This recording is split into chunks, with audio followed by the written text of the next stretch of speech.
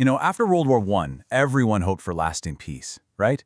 Well, that's not what happened, not even close. Instead, it was like a fuse was lit, one that burned for 2 whole decades and ended in a total global catastrophe.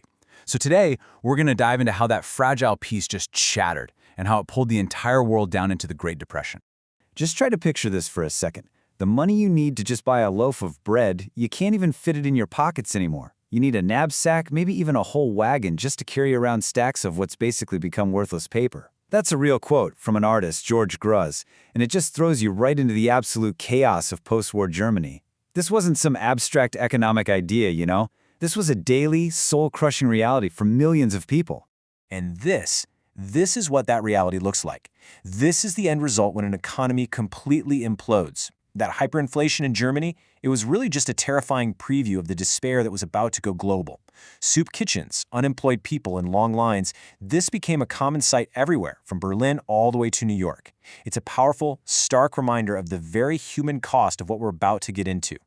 All right, so here's the plan. We're going to look at the uneasy peace that started it all, then the crash into the Great Depression, how governments tried to deal with the crises, and finally, how all this chaos totally changed art and culture.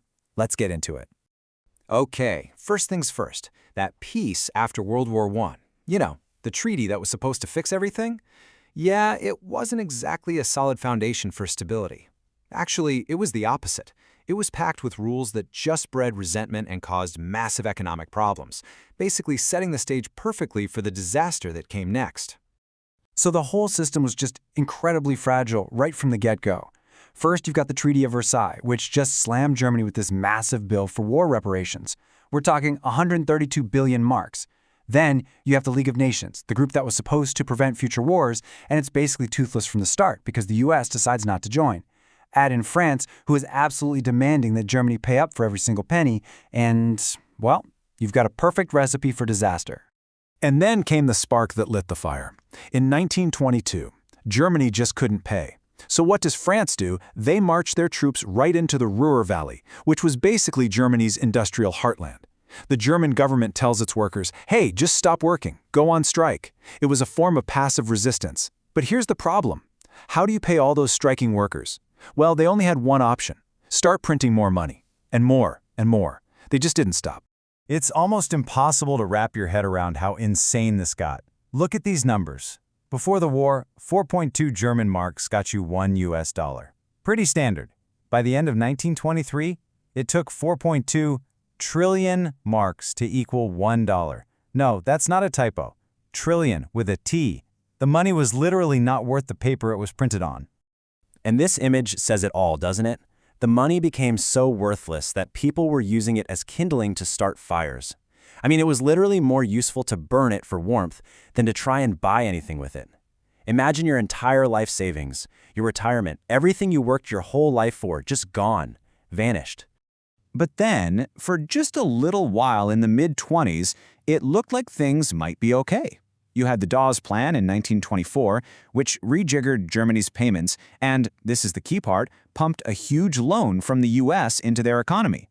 Suddenly, there was American money flowing, and it created this little bubble of prosperity.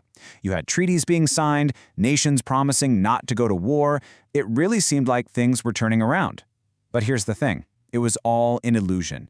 The whole thing was built on borrowed money and borrowed time. And yeah, that clock ran out. That fragile good time of the Roaring '20s, it didn't just fade away.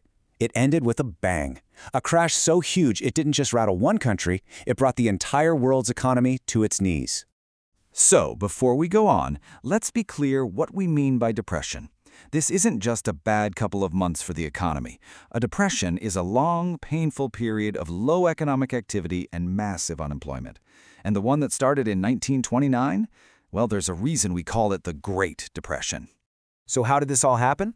It was like a chain reaction, a cascaded dominoes. First, American investors started pulling their money out of Europe because the US stock market was booming and they wanted in on the action. Then, bam! October 1929, the US stock market crashes, and it crashes hard. So what happens next? Panicked investors in the US start yanking all their remaining money out of Europe. That river of American cash that had been holding up the world economy, it just dried up overnight, and the whole thing came crashing down. And you can see the human toll right here on this chart. I mean, just look at these numbers. By 1932, it was a total catastrophe. In Great Britain, almost a quarter of the workforce was unemployed. But then look at Germany. They were already on shaky ground, and their unemployment rate just skyrocketed to over 30%. 1 in 3 people out of a job. The pain was just unimaginable, and it was about to have some serious political consequences. This level of economic devastation put governments in an impossible position. I mean, leaders all over the world were staring down this terrifying question. What on earth do you do when your country's falling apart? And the answers they came up with, well, they would literally decide the fate of democracy. And this is maybe the most important lesson from this whole period. When people are truly desperate, when they've lost their jobs, their savings, their hope, they become incredibly vulnerable. They start listening to political leaders who offer easy, simple solutions, usually in exchange for giving up their power, their freedom. All of a sudden, the very idea of democracy was under attack. And what's fascinating is how different countries tried to handle it. In Germany, the government just couldn't get a handle on the crisis, and that fear and chaos opened the door for extremist parties. In Great Britain, they tried a more traditional route, cutting spending, raising tariffs. France actually went in the other direction, forming a leftist coalition government. And then you have the United States, where FDR comes in and launches this massive, radical experiment called the New Deal. The New Deal was a total game changer for the role of government in America. FDR's idea with things like the Social Security Act was to create a safety net for people. Things like unemployment benefits and retirement pensions that we just assume will be there today. This wasn't just about handing out money for relief. It was a huge, active effort to reshape capitalism to make it work for more people and, frankly, to stop a full-blown revolution from happening. Now, this feeling of crisis and uncertainty wasn't just about politics and economics. It bled into everything. It got into the culture, into the art, even into science, completely changing how people viewed the world and their own place in it. So the trauma of World War I had already created what's called the lost generation. Artists and writers who felt completely adrift after all the pointless horror of the war.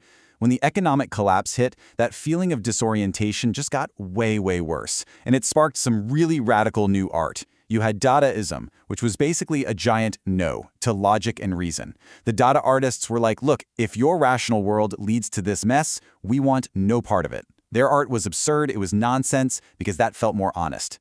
Then you got Surrealism, which went in a totally different direction, inward. Inspired by guys like Sigmund Freud, these artists started exploring the weird, wild world of dreams and the subconscious. They figured the real truth wasn't out here in the broken world, but hidden deep inside our own minds. And you can see this shift so clearly when you put these two images side by side. On one hand, you have a nice, orderly painting from before the war. Everything makes sense. On the other, you have Salvador Dali's famous melting clocks. In Dali's world, something as basic and reliable as time is literally falling apart, dissolving. It is such a perfect, haunting metaphor for how anxious and uncertain everyone felt. And what's really wild is that this feeling of uncertainty showed up even in science. I mean, for centuries, physics was all about a predictable, clockwork universe where everything followed clear rules. But then, in 1927, a physicist named Werner Heisenberg comes along with his uncertainty principle. He basically proved that at the tiniest, most fundamental level, the universe is just unpredictable. It was like even the laws of physics were saying that nothing was certain anymore. So that leaves us with a pretty heavy question, one that still hangs in the air today. This whole period between the wars is a chilling reminder of something really important. When economies break, societies can break too. It creates a space for fear, for anger, and for leaders who promise easy answers at the cost of freedom. The 1930s showed us just how quickly severe economic disruption can put democracy itself at risk. And as we face our own challenges today, that's a lesson from history that we absolutely have to remember.